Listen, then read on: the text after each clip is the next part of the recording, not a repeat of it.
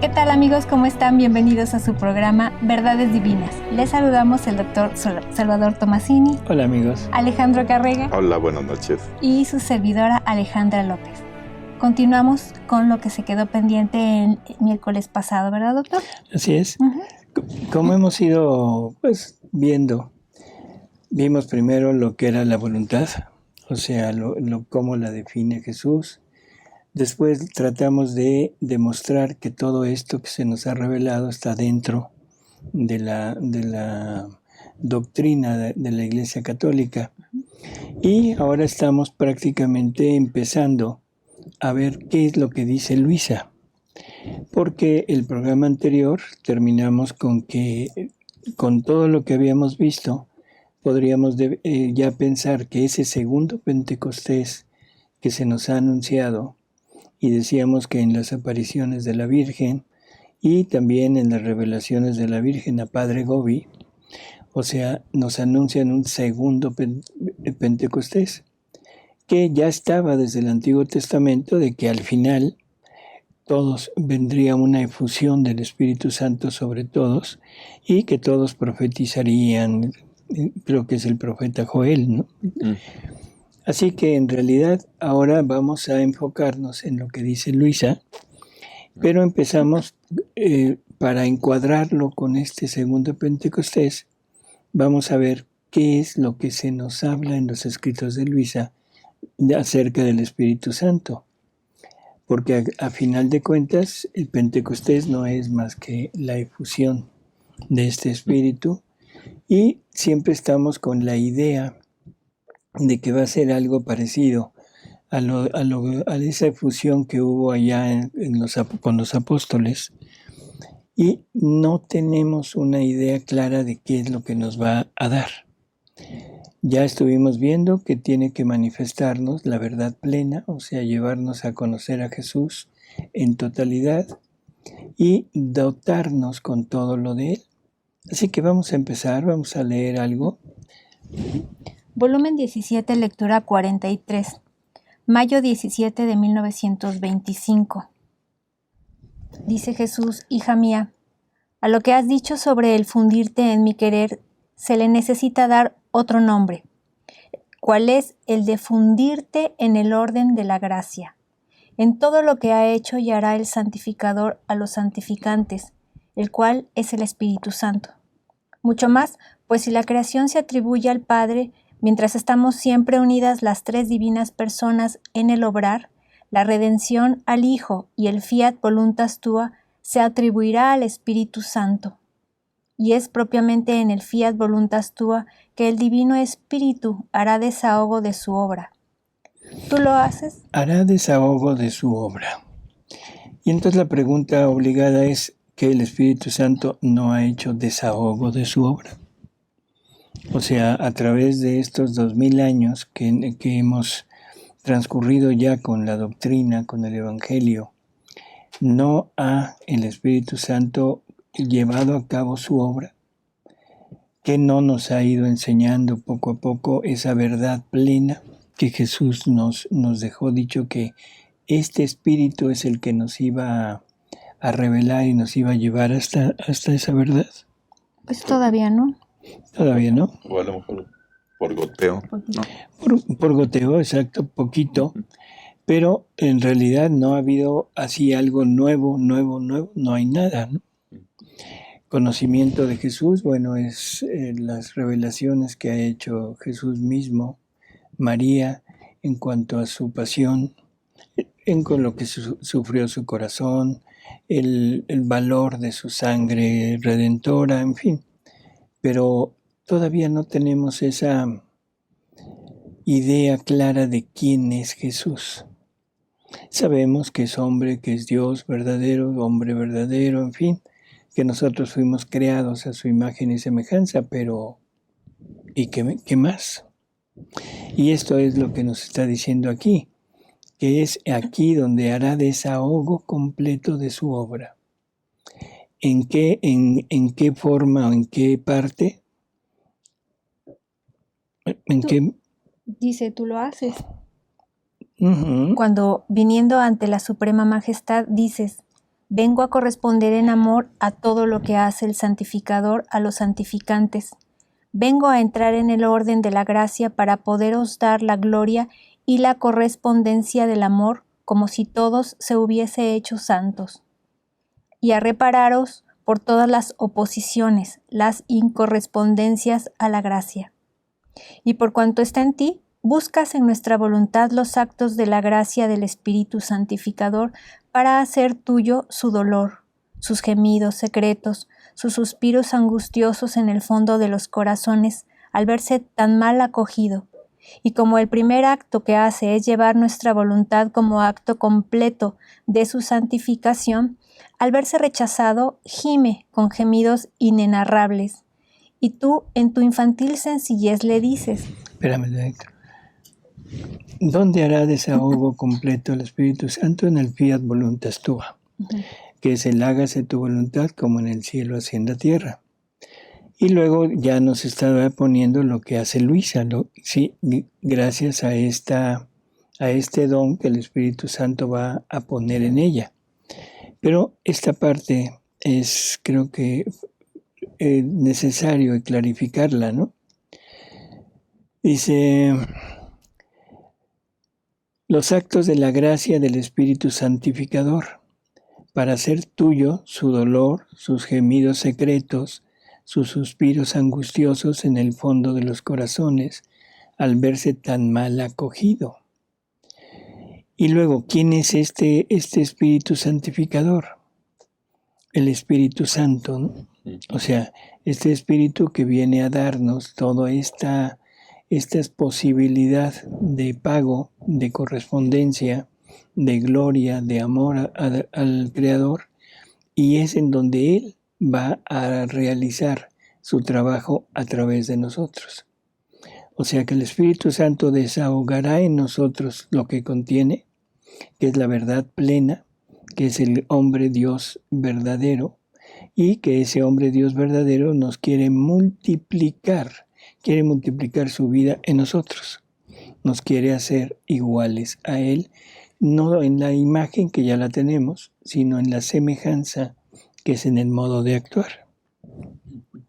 ¿Seguimos? Espíritu Santificador, hazlo pronto, os suplico, os imploro, haced conocer a todos vuestra voluntad, a fin de que conociéndola la amen y acojan vuestro primer acto de su santificación completa. Así es. El primer acto que va a hacer el Espíritu Santo es darnos la divina voluntad como acto completo a todos nosotros, que esa es como la labor fundamental, el cual es la santa voluntad vuestra. Hija mía, las tres divinas personas somos inseparables y distintas. Así queremos manifestar a las generaciones humanas nuestras obras hacia ellas, que mientras estamos unidos entre nosotros, cada uno de nosotros quiere manifestar distintamente su amor y su obra hacia las criaturas. Pero son tres personas distintas. Así es. Entonces quedamos que aquí en esta obra del hágase tu voluntad como en el cielo en la tierra, es en donde el Espíritu Santo hará desahogo. O sea, lo podríamos considerar como el segundo Pentecostés. Correcto. Hay otra lectura en donde también nos habla de esto, parte de esto. Vamos a leerla. En la 1741 de mayo 4, 1925. Dice Jesús: la misión de mi voluntad reflejará a la Santísima Trinidad en la tierra, y como en el cielo están el Padre, el Hijo y el Espíritu Santo, inseparables entre ellos, pero distintos entre ellos, los cuales forman toda la bienaventuranza del cielo. Así en la tierra habrá tres personas que por su misión serán distintas e inseparables entre ellas: la Virgen con su maternidad, que refleja la paternidad del Padre Celestial y encierra su potencia para cumplir su misión de Madre del Verbo Eterno y corredentora del género humano.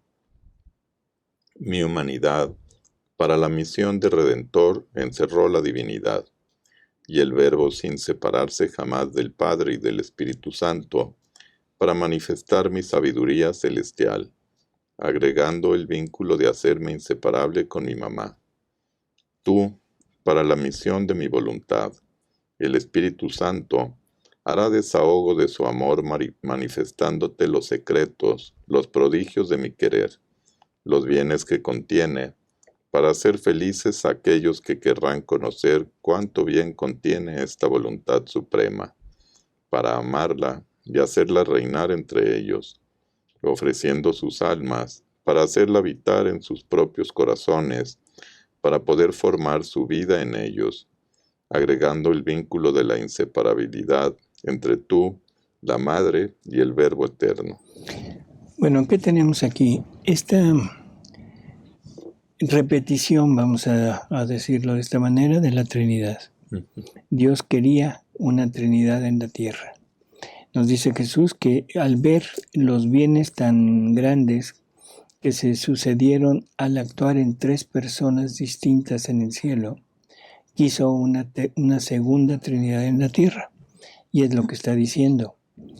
Y pone a Luisa, porque aquí es a Luisa a quien se está dirigiendo, pone a Luisa, pero en donde en ella el Espíritu Santo hará desahogo de su amor. O sea, es donde va a manifestarle a ella, a darle todo su amor. ¿Qué es el amor? Es un comunicarse. ¿Qué contiene el Espíritu Santo? O sea, ¿cuál es la sustancia del Espíritu Santo? ¿Qué es lo que Él va a dar? La vida divina. Vida divina. Porque esa vida divina se conforma por las dos acciones del Padre y del Hijo. Y eso es lo que encierra en sí el Espíritu Santo, y eso es lo que va a donar, ¿sí? Eso es lo que va a donarle a Luisa, y después de Luisa a todos aquellos que quieran vivir en la divina voluntad. Para aquellas personas que piensan que el Espíritu Santo, o sea, da otras cosas, creo que vale la pena, o que el Espíritu Santo contiene algo de Él propio de Él. En realidad, simplemente vayamos a las palabras de Jesús en el Evangelio. Cuando dice que todavía tiene muchas cosas que decir, que el Espíritu Santo es el que nos va a ir comunicando poco a poco todo lo que tiene que decir de más, y que no hablará de lo suyo, sino dice, hablará de lo mío. Y digo mío porque todo lo del Padre es mío. Esa es la manifestación de esas dos grandes obras de Dios. El generar, que es todo lo que es el Padre, genera al Hijo, y luego el Hijo, con todo lo que Él recibió, ahora corresponde al Padre, llevando a cabo todo lo que el Padre quería. Y eso es lo que el Espíritu Santo contiene. Por lo tanto, el Espíritu Santo lo único que tiene propio es su misión, o sea, su trabajo. Y su trabajo es el de compartir, el de comunicar lo que tiene, que es la vida divina. ¿Sí? Y luego, en la misma lectura, pero más adelante, dice Jesús, por eso sea atenta, porque se trata de poner a salvo esa voluntad eterna que con tanto amor quiere habitar en las criaturas, pero quiere ser conocida, no quiere estar como extraña, sino quiere dar sus bienes y hacerse vida de cada uno, pero quiere sus derechos, su lugar de honor, quiere que la voluntad humana se ponga a un lado, única enemiga suya y del hombre. Curiosa, única enemiga suya, o sea, de la voluntad divina, y única enemiga del hombre. ¿Quién es la única enemiga del hombre? La voluntad humana. La voluntad humana. O sea que es nuestra propia voluntad la que es nuestra enemiga. Hemos hablado mucho de enemigos, para el hombre, y hemos considerado al mundo, a la carne y al demonio. En realidad, o sea, estamos de acuerdo que esas tres figuras, esas tres cosas, nos ponen en la ocasión de pecado. Nos ofrecen toda la materia prima para poder pecar. pero la que decide pecar o no pecar es la voluntad humana. Por lo tanto, si la voluntad humana dice no, definitivamente todo lo que el mundo, el demonio y la carne nos puedan ofrecer, simplemente no llegamos al pecado. Si la voluntad humana dice sí, a veces ni siquiera se necesita la tentación, sino que uno mismo la pone en práctica, ¿no? Bueno. Y por eso también, o sea, se dice que la voluntad humana del hombre es la enemiga de la voluntad divina. Entonces también del otro lado, la voluntad humana, una parte, luego siente que la enemiga es la divina voluntad y por eso no se deja tomar bueno, tan fácil. Visto al revés también. Visto al revés también, ese es uno de los motivos del rebelarse contra Dios, ¿no? Se piensa que Dios es opresor, se piensa que Dios es injusto, se piensa que Dios solamente quiere para Él, o sea, todo para Él, y entonces surgen ideas de pensar que Dios no nos ama, sino que nos quiere tener como esclavos. Y esa es como la motivación para rebelarse. Totalmente absurdo, ¿no? Sí. Incluso se habla mucho del libertador, del liberador Sí. del hombre, y el liberador del hombre es el espíritu o el ángel caído, ¿no? Sí. O sea, un mentiroso que simplemente aprovecha la oportunidad para darle al hombre un poco de lo que él quisiera debido a la soberbia. O sea, estimula la soberbia del hombre y ahora el hombre quiere llegar a ser lo que ya es, pero quitando a Dios, por lo tanto, ya no es. Sí. ¿Sí? Sí. Y no identifica uno que esa misma voluntad es enemiga de uno mismo. Así es. Es la verdadera enemiga. Así es. Dice, la misión de mi voluntad fue la finalidad de la creación del hombre. Mi divinidad no partió del cielo, de su trono, pero mi voluntad no solo partió, sino que descendió en todas las cosas creadas y ahí formó su vida. Pero mientras todas las cosas me reconocieron, y yo con majestad y decoro en ellas habito, solo el hombre me arrojó. Pero yo quiero conquistarlo y vencerlo, y por eso mi misión no ha terminado. Por eso te he llamado a ti, confiándote mi misma misión, a fin de que pongas en el regazo de mi voluntad al que me arrojó, y todo me regrese en mi querer. Por eso no te asombres, por cuantas cosas grandes y maravillosas pueda decirte para esta misión, por cuantas gracias pueda hacerte, porque no se trata de hacer un santo, de salvar a las generaciones, sino se trata de poner a salvo una voluntad divina. Esto hay que tomarlo con mucha calma, porque acaba de decir una verdad increíble. No se trata de hacer un santo.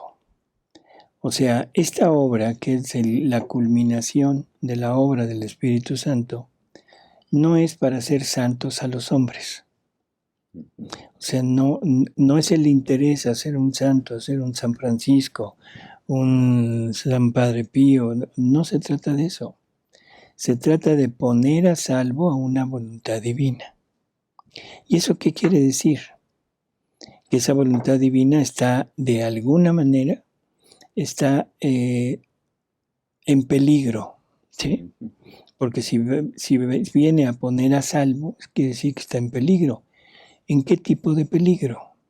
¿De desaparecer? No podría, ¿verdad? No podría, es divina, no puede desaparecer, pero en peligro de quedar inútil en el adextra de Dios. O sea, inútil en el sentido de que su finalidad es el formar su vida en la criatura, que para eso fue creada la criatura. Así que no se trata de volver santo a la criatura. Eso se da como consecuencia de llevar a cabo la finalidad. Cuando la finalidad es darle vida a la divina voluntad en la persona, la persona inmediatamente, sin hacer grandes maniobras, se vuelve santo, pero a lo divino, no a lo humano. Y la santidad humana queda encerrada en él en plenitud, todo el tipo de santidad, porque cualquier santidad humana salió de la divina voluntad. Y a la hora de tenerla en uno como vida propia, en ese momento la criatura goza de eso. ¿Sí? De la divinidad. Así es. Bueno, tenemos un esbozo ya más o menos de esto. Vamos a ver algo más, como más concreto. ¿Qué es lo que Dios quiere cuando piensa en la creación del hombre?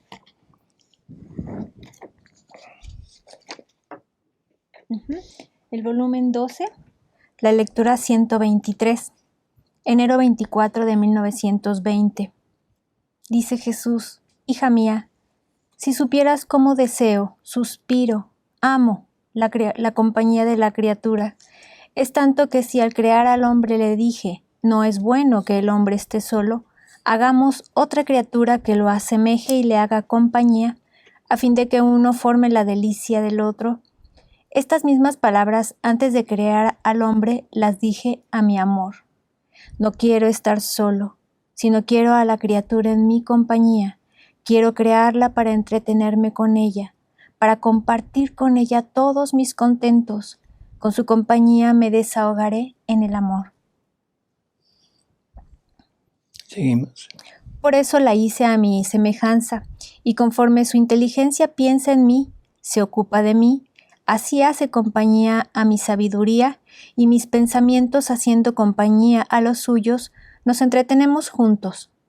Si su mirada me mira a mí y a las cosas creadas para amarme, siento la compañía de su mirada. Si la lengua reza, enseña el bien, siento la compañía de su voz. Si el corazón me ama, siento su compañía en mi amor, y así de todo lo demás. Pero si en cambio hace lo contrario, yo me siento solo, como un rey abandonado. Pero, ay, cuántos me dejan solo y me desconocen. No quiere estar solo. Es una frase un poquito así intrigante, ¿no? Sí. Siempre hemos pensado que la divinidad en su Trinidad está totalmente satisfecha, que lo tiene todo, que no requiere nada más. Sin embargo, hay una frase que nos va a dejar muchas dudas en nosotros, que no está en Luisa, sino está en María Valtorta, donde dice Jesús que su amor, o sea, el amor divino, llegó a lo indecible en su perfección al hacerse hombre. ¿Qué quiere decir esto? Bueno, que la perfección total del amor divino es cuando el Verbo eterno se vuelve hombre, cuando Dios se hace hombre. Y entonces uno dice, ¿por qué? ¿Cuál es ese plus que le da la humanidad a la divinidad? Bueno, nos lo aclara Jesús también y nos dice que el bien para ser completo se requiere tenerlo por dentro y por fuera.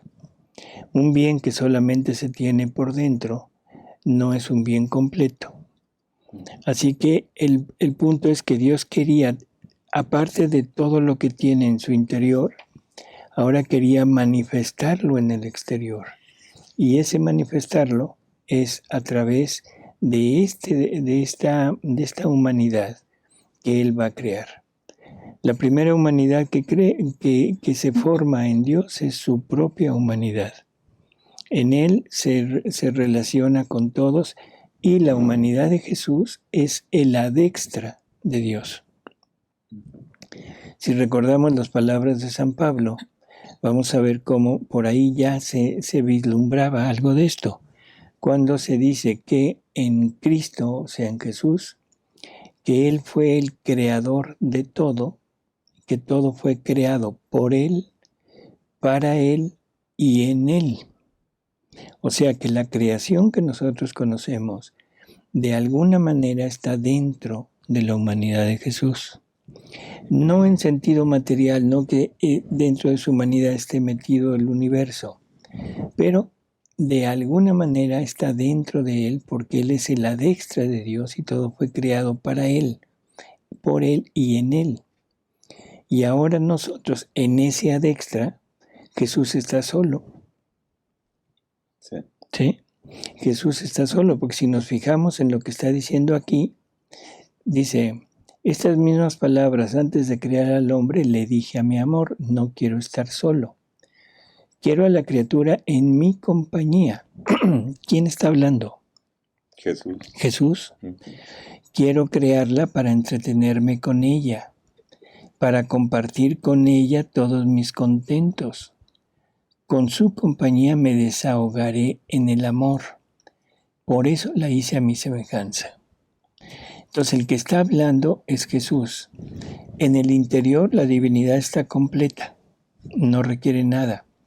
En el adextra de Dios, que no hay ninguna adextra, para aclararlo, no hay algo que esté fuera de Dios, pero se pone a la humanidad de Jesús como en la adextra y en Él fuimos creados y ahora Él quiere tener compañía, pero una compañía semejante y por eso nos crea a nosotros a su imagen y semejanza.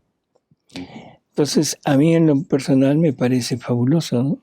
Sí. Primero, Dios no quiere estar solo, para eso se convierte en hombre.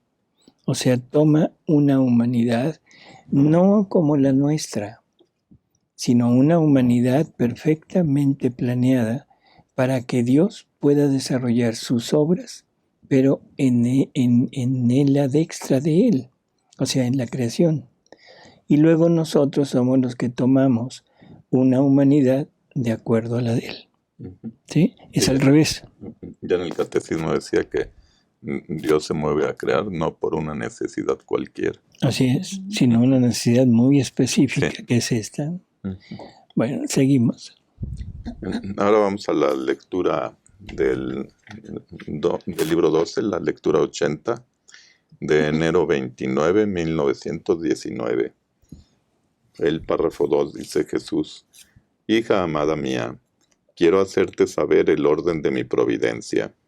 En cada periodo de 2000 años he renovado al mundo. En los primeros lo renové con el diluvio. En los segundos 2000 lo renové con mi venida a la tierra, en la que manifesté mi humanidad, de la cual, como de tantas fisuras, se traslucía mi divinidad. Y los buenos y los mismos santos de estos terceros 2000 años han vivido de los frutos de mi humanidad, y como a gotas han gozado de mi divinidad. Ahora... Espérame un tantito. Esto es la demostración de que lo que dijo Jesús en la última cena tiene un fundamento también aquí. O sea, todavía tengo mucho que deciros, pero ahorita no podéis con ello. ¿Qué dijo ahorita? Que en la segunda renovación manifestó lo que hacía ¿qué? Su humanidad. Su humanidad, ¿sí? Y que como fisuras se traslucía la divinidad. Y ahora dice que todos los santos, los buenos y los santos de estos años que ha habido, han vivido de los frutos de su humanidad. Pero no conocíamos lo que hacía su divinidad en su interior. Cómo interactuaba la humanidad con la divinidad. A ver. Dice: ahora estamos cerca del final de los terceros 2000 años y habrá una tercera renovación. He aquí el porqué de la confusión general. No es otra cosa que la preparación a la tercera renovación. Y si en la segunda renovación manifesté lo que hacía y sufría mi humanidad, y poquísimo lo que obraba la divinidad, ahora en esta tercera renovación, después de que la tierra haya sido purgada y en gran parte destruida la presente generación, seré aún más magnánimo con las criaturas y llevaré a cabo la renovación con manifestar lo que hacía mi divinidad en mi humanidad, cómo obraba mi querer divino con mi querer humano, cómo todo quedaba concatenado en mí, como hacía y rehacía todo, y hasta un pensamiento de cada criatura era rehecho por mí y sellado con mi querer divino. Mi amor quiere desahogarse y quiere hacer conocer los excesos que obraba mi divinidad en mi humanidad, en favor de las criaturas, que superan con mucho los excesos que externamente obraba mi humanidad. O sea, ¿qué nos está hablando? Es toda esa parte interior en donde la divinidad obraba dentro de su humanidad, pero en forma prácticamente callada. No se trataba de nada más de salvar al hombre, o sea, no era la salvación lo que estaba trabajando. Lo que estaba trabajando era la restitución del hombre a su punto de origen, que es el punto de la creación en Adán, para llevar al hombre a ese momento y restituirle todos los dones que el primer hombre recibió. ¿Sí? O sea, no se trata nada más de la salvación, sino se trata de la restitución. Y eso es lo que ahora nos va a manifestar. Esto no lo conocíamos. O sea, no teníamos noticia de todo ese trabajo que el amor divino había llevado a cabo en el interior de él. Cómo obraba esa divina voluntad en su humanidad y cómo es que podía rehacer a todos. Y esta es la tercera renovación y podríamos decir es el segundo Pentecostés, porque todo eso es el Espíritu Santo quien lo va a dar, quien lo va a manifestar. Y prácticamente después de esto el Espíritu Santo no tiene nada que agregar, porque ya lo dio todo, que es vida divina. He aquí, ¿por qué a menudo te hablo del vivir en mi querer, lo que hasta ahora no he manifestado a ninguno? A lo más han conocido la sombra de mi voluntad, la gracia, la dulzura que contiene el hacerla, pero penetrar dentro de ella, abrazar la inmensidad, multiplicarse conmigo, y penetrar donde quiera, aun estando en la tierra, en el cielo y en los corazones, abandonar los modos humanos y obrar con modos divinos, esto no es conocido aún, tanto que a no pocos parecerá extraño, y quien no tiene abierta la mente a la luz de la verdad, no comprenderá nada. Pero yo poco a poco me abriré camino manifestando ahora una verdad, ahora otra, de este vivir en mi querer, de tal manera que terminarán por comprenderlo. O sea, creo que quedó claro, ¿no? Esta tercera renovación nos va a mostrar a un Jesús que obra, pero obra en totalidad, en conjunción su humanidad con su divinidad. Y se hará realidad lo que San Juan en su primera carta nos dice, que hijitos, ya somos hijos de Dios, que será como el punto de partida, o sea, a lo que queríamos llegar. Y pero continúa y dice, pero, o sea, lo que debemos ser, no lo conocemos aún. O sea que el ser hijos de Dios no lo es todo, sino que hay algo más. Y ese algo más dice que lo conoceremos cuando Cristo se manifieste y lo veamos tal cual es. Si tomamos en cuenta lo que acabamos de leer, esta revelación nos está abriendo el cómo actuaba Jesús en su interior junto con su divinidad, qué hacía su divinidad en su humanidad y cómo obraba su humanidad con la divina voluntad. Por lo tanto, se está cumpliendo lo que el evangelista San Juan nos advirtió en la primera carta, que cuando lo veamos tal cual es esto, entonces sabremos lo que nosotros debemos ser. No en nuestro fin, nuestra meta sería llegar a ser otro Jesús, con Jesús, pero llegar a ser Jesús. Nos vamos a la 35-25. Volumen 35, lectura 25. Diciembre 28 de 1937. Dice Jesús: ahora, habiendo dado todos los medios para salvar nuestra habitación, era decoroso para nosotros poner a salvo al rey que debía habitarla. Habiendo dado todos los medios para salvar nuestra habitación. ¿Quién es su habitación? La criatura. La criatura, nosotros. Dice ahora, tiene que poner a salvo al rey que debe habitarla. O sea, una habitación sin un habitante no tendría ningún sentido el haberla salvado. Entonces, ahora lo que leíamos hace unos momentos, donde decía que no se trata de hacer un santo, sino de salvar a una voluntad, de poner a salvo a una voluntad divina. Aquí nos está diciendo prácticamente lo mismo, ¿no? O sea, era decoroso para nosotros poner a salvo al rey que debía habitarla. ¿Quién debe habitar al alma? Jesús. Jesús. ¿Seguimos? Nuestro amor había quedado a la mitad de su recorrido, impedido y como detenido en su camino. Por eso el reino de nuestra voluntad servirá para poner a salvo aquel fiat rechazado por la criatura, darle la entrada en su habitación y hacerlo reinar y dominar como soberano que es. ¿No sería una obra digna de nuestra sabiduría creadora salvar las habitaciones y que aquel que las debe habitar anduviera errante en campo abierto, sin reino y sin dominio? Sin reino. El reino de Dios en la tierra, el triunfo del corazón de Jesús y de María, es esto, es el reino. O sea, ese triunfo del Inmaculado Corazón de María, ella no quiere un triunfo para ella. O sea, ella quiere un triunfar, pero para su Hijo.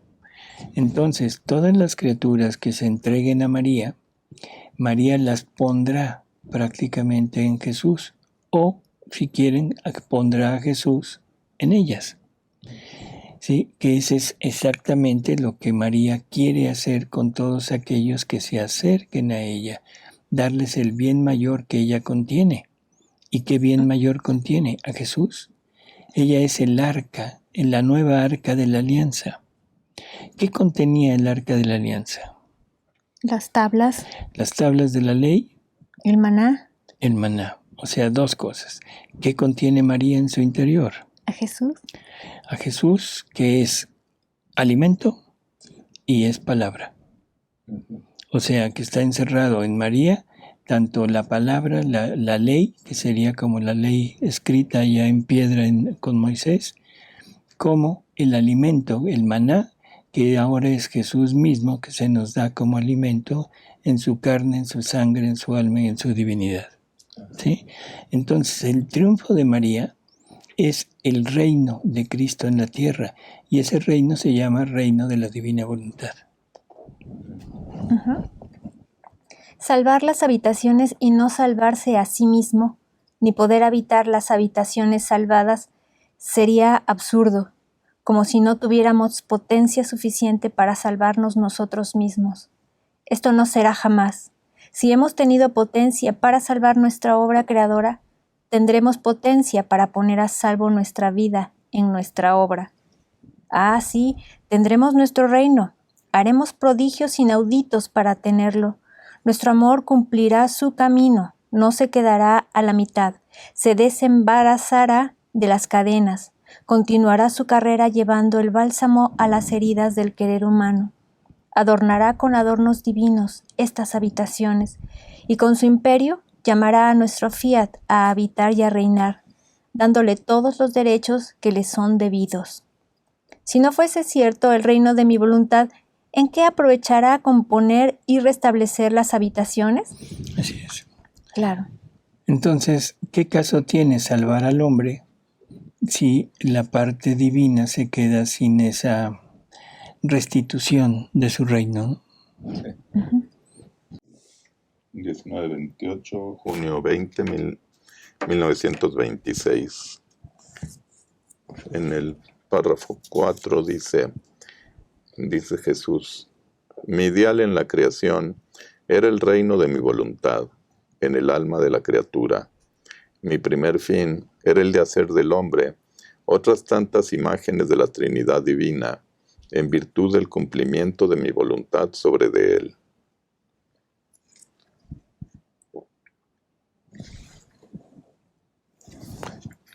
Continúa en esta misma. Tantito. Dice, pero en cuanto el hombre se sustrajo de ella, yo perdí mi reino en él, y durante 6,000 años he debido sostener una larga batalla, pero por cuán larga, no he dejado aparte mi ideal, ni mi primera finalidad, ni la dejaré. Entonces, ¿cuál era el ideal de Dios, de Jesús en la creación? El reino. Su reino. Ese era el punto. O sea, que la criatura obtuviera la divina voluntad en ella para, a través de ella, poder obtener toda la semejanza con Cristo y poder tener un lugar donde Cristo pudiera venir a habitar, a fundirse con la criatura. Esa era la finalidad. Esa finalidad no se ha perdido, simplemente se quedó suspendida después de la desobediencia de Adán. Esto voy a aprovechar para hacer un pequeño comentario. Si Adán no existiera, todo esto que estamos hablando sería total y absolutamente absurdo. Porque toda la revelación de la divina voluntad tiene su fundamento en Adán. Tiene su fundamento en la creación del primer hombre. Porque el primer hombre era la finalidad que Dios había pensado para él y para la criatura. Si quitáramos a Adán de en medio, entonces, en definitiva, no tendríamos una noción clara de cuál era la finalidad de Dios y nunca hubiéramos conocido a esa creación que Dios estaba haciendo. Si Adán no existiera, entonces en un momento dado, ¿a qué le estaríamos llamando pecado original? O sea, absolutamente ilógico. Si no podemos entender qué es pecado original, no podemos entender nada de esto, entonces que nos expliquen qué quiere decir Inmaculada Concepción. Sí.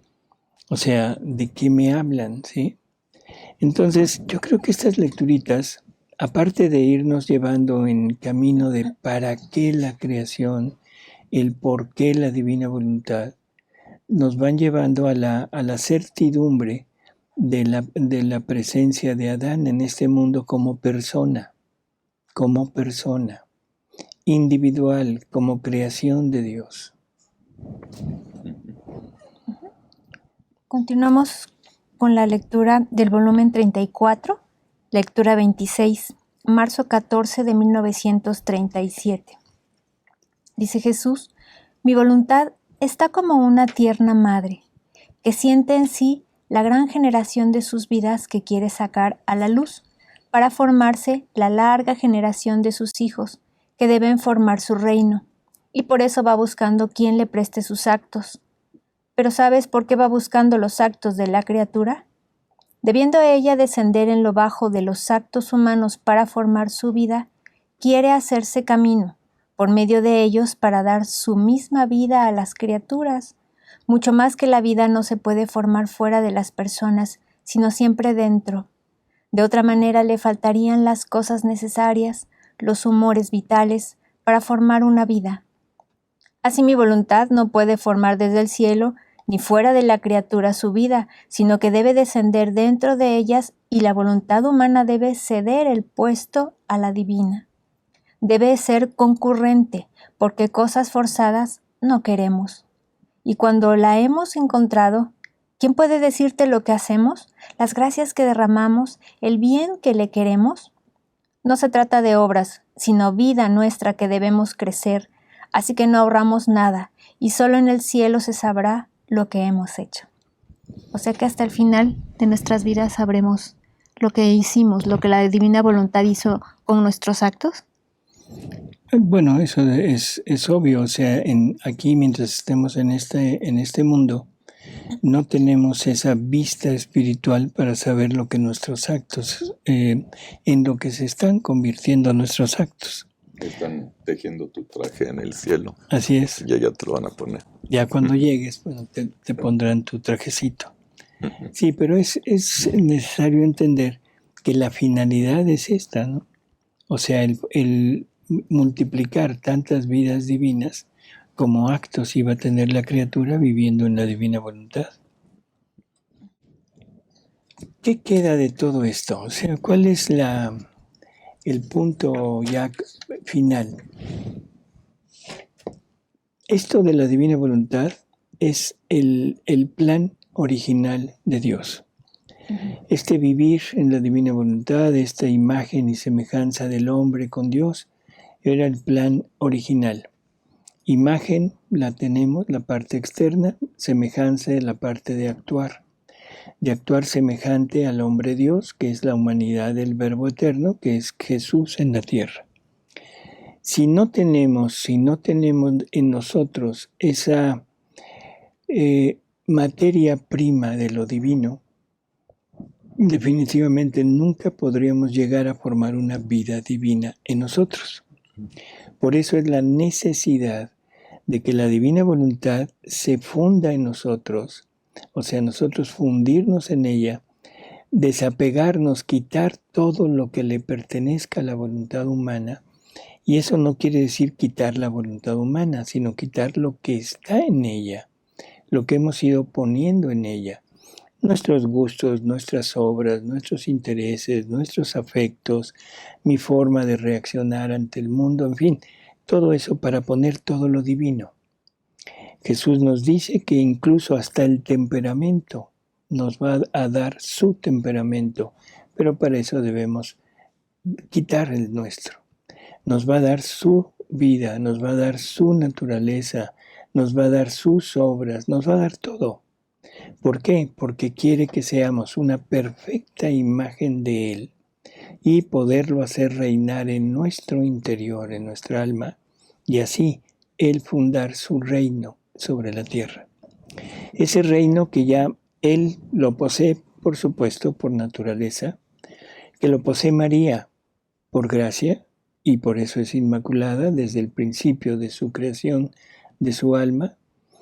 Con Luisa, que ya lo tiene, que es a través de salir del pecado original por medio de la redención, por medio de los sacramentos, y luego poco a poco irse semejando a Jesús e ir quitando todo lo propio para llegar a tener todo lo de la divina voluntad y poder hacer vida divina junto con Jesús. Ahora ya nosotros nos queda prácticamente toda la enseñanza que Jesús le dio a Luisa.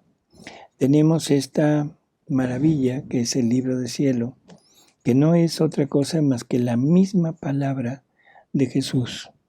No es otra cosa más que la misma revelación del Espíritu Santo que se dona a todos nosotros. Y solo falta la última pincelada a toda esta obra. Y esa pincelada la debemos poner cada uno de nosotros. Una pincelada que puede ser negativa y seguiremos con nuestra vida tal y como la hemos llevado, quizá buena, quizá santa, pero humana. Y la mayor parte de las veces, pues no quizás, sino seguramente mala. O sea, alejándonos de Dios y que tendrá un final, ya sea en un purgatorio, para quitarnos todo lo que no nos quisimos quitar en la vida, no lo tendremos que ir a quitar allá, o, Dios no lo quiera, la condenación eterna. Esto es la finalidad de Dios al querernos dar su voluntad. Esta es la finalidad de Dios al crear al hombre. Entonces ya tenemos un cuadro más o menos armado. ¿Qué es la divina voluntad? ¿Cómo se encaja dentro de nuestra doctrina? ¿Y cuál es la finalidad que Dios se trazó para formar todo este plan maravilloso? Y ahora tener esta enorme, enorme revelación en nuestras manos, que deberíamos realmente sentirnos muy, muy afortunados por estar recibiendo esto en vida. Sí. Así que no nos queda más que agradecerles y agradecerle a Alejandra, Gracias, doctor. a Alejandro Gracias, doctor. y Gracias, a Paris. Y Paris. nos vemos en el próximo programa. Hasta Gracias. luego. Estos programas son resultado de las preguntas que nos han hecho llegar a través de todos los programas, diálogos divinos, verdades divinas, y por eso se hacen estos resúmenes, porque contienen todas las preguntas que ustedes tienen, sus dudas. Así es. Gracias, amigos. Gracias, buenas noches.